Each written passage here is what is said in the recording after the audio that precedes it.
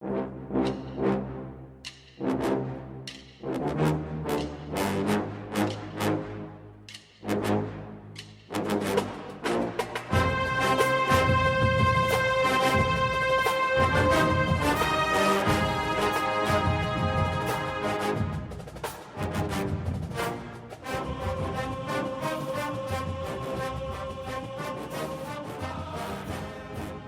morning, Bucknutters. Welcome to the Bucknuts Morning 5 here on Friday, February 5th, 2021. I am Dave Biddle. I am joined by Jonah Booker for his usual Friday visit.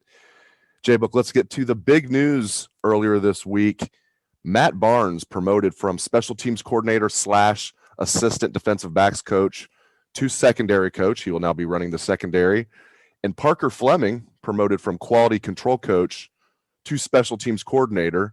That fills the void of Greg Madison retiring. A lot of Buckeye fans aren't necessarily happy about promoting from within. What are your thoughts?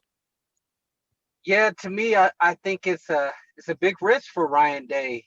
I truly believe Ryan Day has earned enough cachet within the fan base to make his decisions and giving him a little bit of time to see how it plays out, considering he's pretty much hit it out of the ballpark with the promotion from within with Brian Hartline and Corey Dennis. So those two have played out extremely well. I truly believe this is a very risky move.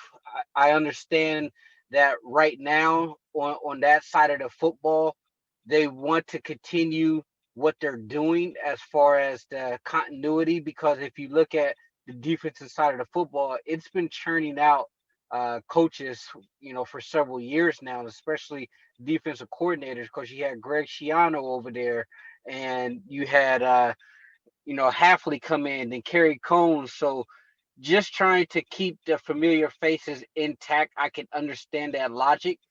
The people who are very skeptical and cautiously optimistic has every right to do so, considering the past defense was at the back end of all of college football, and you didn't bring in a veteran mind to replace Greg Madison. You elevated a quality control coach, so you're taking a $1 million paid assistant and replacing him internally with a quality control coach. So those people who are concerned and the people who are cautiously optimistic, I don't blame you, because the clock is now starting on Kerry Combs. It's his entire defense. Basically, with Matt Barnes, we don't really know what we have in him as far as a coach, because he was an assistant to the DBs and the special teams coordinator. So it's very hard to judge someone's impact if they're doing well on special teams, as long as they're not making blunders and costing the team games or yards or penalties. So I'm in the wait and see mode when it comes to Matt Barnes, because if you look at his resume, he hasn't really coached defensive backs. And another reason why I say it's somewhat of a risky move is because at the end of the day, this is Ohio State. I know people look at Alabama as the measuring stick, where they replace assistant coaches with former NFL head coaches. And basically they call it the Nick Saban rehab program, because any coach who goes into a role within his program that's a position coach, typically within 2 to 3 years, those guys have performed to a level to where they're looking at other head coaching positions. So you have to ask yourself, are we going step for step, blow for blow with Alabama with these coaching hires? To me, I don't know. I'm going to take the wait and see approach and see how it plays out. It's hard to beat what Nick Saban's doing, where he has a vacancy on his offensive line coaching job, and he hires Doug Marrone, NFL head coach, who was in the AFC Championship game with the Jaguars, I think 3 years ago, and he's now the O-line coach for Alabama. I mean, it's incredible what Saban does. That's just not Ryan Day's style, though, and I'm with you. I trust Ryan Day, and I will trust him till he gives me a reason not to. This will be a prove it or shut up type of year, for the defense. If I do think he'll make wholesale changes if the defense doesn't improve. One thing I do like about Barnes, he's only 34 years old. He was Maryland's defensive coordinator at the age of 31. After Durkin got fired, Barnes didn't have the title, but he was basically calling Maryland's defense that entire year. So I'm sure he has a bad memories of Dwayne Haskins over there in College Park tearing them up. But young dude, 34 years old. I guess the one thing I would say is, Ryan Day's worked with him closely for 2 years. And it seems like from, listening to what Ryan Day says, he sees something in Matt Barnes. So I think, age of 34, has experience, at least calling a defense at the Big Ten level. We'll see. I'm with you. I'm a wait and see mode. I'm not going to criticize this move, but it's they got to prove it this fall. Absolutely. And if you venture over to our message boards, you're going to have the people who are very skeptical, considering that their passing defense this past year was not up to standards, and you're going to have another population on the fan message boards who are going to blindly support the program and Kerry Combs, which is okay, which is fine. But it's a proven year, and to me, Kerry Combs has done tremendous things for this program. I hope more than anything that he gets this defense turned around and the silver bullets are back flying, and this is a top 10 defense. But at the end of the day, this is a result driven business. If he cannot get the job done, and the one caveat that a lot of people like to say is, well, give him a full off season. Because of COVID, things were out of whack. They had to start, they had to stop. But you can make that same argument about every program. Well, he was the first time defense coordinator and he didn't get a full spring practice. So that's why I'm going to go into this saying, all right, Kerry, the time is now for you to show that you deserve to be calling the defense at Ohio State. You're going to get a spring ball. Heck, Ryan Day even said that they may even have 2 spring games, considering the miss time that they have for their quarterbacks. And if that's the case, there's going to be ample opportunity for Kerry Combs to really hone in on what he wants to do schematically, what he wants to do fundamental wise, and it's going to be up to Matt Barnes to really drive it home. And if anyone listened to the Ryan Day show this week on National Signing Day, he said the run defense was excellent, and he gave credit to Al Washington and Larry Johnson. Now, this is the argument that I will make. If you're going to blame COVID and the lack of playing time and the lack of reps on the passing defense, but you also want to give them credit for the run defense, but what the run defense, it performed extremely well with the same circumstances. So to me, it's just you have to perform. I understand that you lost guys to the first round, to the NFL draft. You have a lot of talent coming in.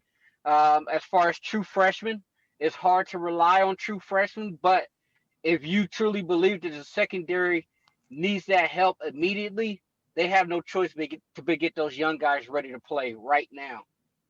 We've reported this a couple times this week on Bucknuts, but for those that have missed it, we are hearing from multiple sources that Ryan Day is going to hire a consultant / analyst, and it's going to be someone that's a veteran defensive coach. We're hearing someone that has head coaching experience, defensive coordinator experience. I do not have a specific name, and I'm not just saying I can't tell you because, out of confidence, out of protecting a source. I don't have a specific name. I just have a profile of what, and I don't even know. And one of our other staff members has heard this from a different source. I have a source telling me about this. My source told me even Ryan Day might not know exactly who it is yet, but he has his profile. That's what he is going to look for. And I asked him on our Zoom call on Wednesday, JBook, about his philosophy on that. And he gave a very interesting answer. He basically said he's changed his philosophy a little bit on that. While he's not going to be, and he didn't say this part, while he's not going to be like a Nick Saban where he's got like 12 analysts on his staff, it sounds like he now realizes the value of that. It sounds like he's going to bring in somebody to kind of help things out behind the scenes. I love that. I can't wait to hear who it is. Of course, people on Bucknuts are like, is it Mark D'Antonio? I doubt it's somebody that good. Now, if it's Mark D'Antonio, I'm going to throw a party, by the way, if he comes on as an analyst. Are you kidding me? I don't think it's going to be somebody like with those type of chops. But I'm excited about this news. I'm looking forward to seeing who Ryan Day brings on as an analyst. Yeah, when you guys put the description out there, his name was the one that actually popped in my mind first. And I agree with you. If it is him, then hey, let's throw a party because that's a major get. I mean, Alabama they are running a clinic on analysts, coaches that are fired. They go to that Nick Saban rehab center and they are analysts. I mean, you look at former defensive coordinators, guys who are begging to get back in the game are turning down, smaller jobs to become assistant coaches just to be analysts on a Alabama staff.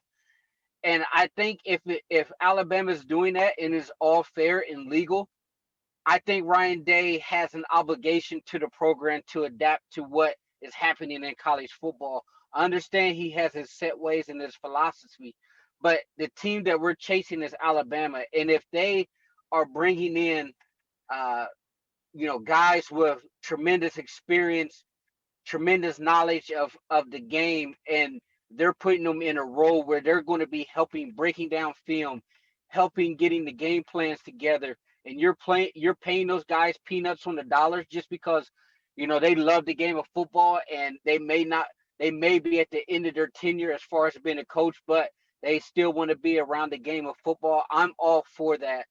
And if it's not going to be a D'Antonio, I would not be surprised if it's potentially a former NFL coach, because the caveat with the former head coaching experience, that right there really puts you in the mind frame that it either has to be someone who's retired from college football, who was a former head coach that wants to start getting his feet wet back into the game because he misses it, or it's a former NFL head coach who's out of the game that's potentially looking to just kind of be around football, younger guys, and getting his feet wet again. For the listeners that are out there wondering, what the heck are you talking about, Biddle? Wouldn't D'Antonio be perfect for this? Yeah, if he wants back in coaching. That's what JBook is saying. Like if this was like a reclamation project, not that he needs to really rehab his image like all that much. I know he didn't necessarily go out on the greatest terms at Michigan State. There were some things behind the scenes maybe that lead people to believe he was pushed out, but it was still nothing scandalous. Here's my thing on that. Yeah, if he wanted to get back in coaching, that would make a lot of sense to me. Again, this is just my educated guess. I don't have an inside source on this. I'm thinking Mark D'Antonio is very happily retired right now. That's my guess. If he's not, it would be perfect for him to come back to Ohio State. But I just want to throw that out there for the listeners that are wondering, why are you saying Mark D'Antonio is like this pie in the sky dream?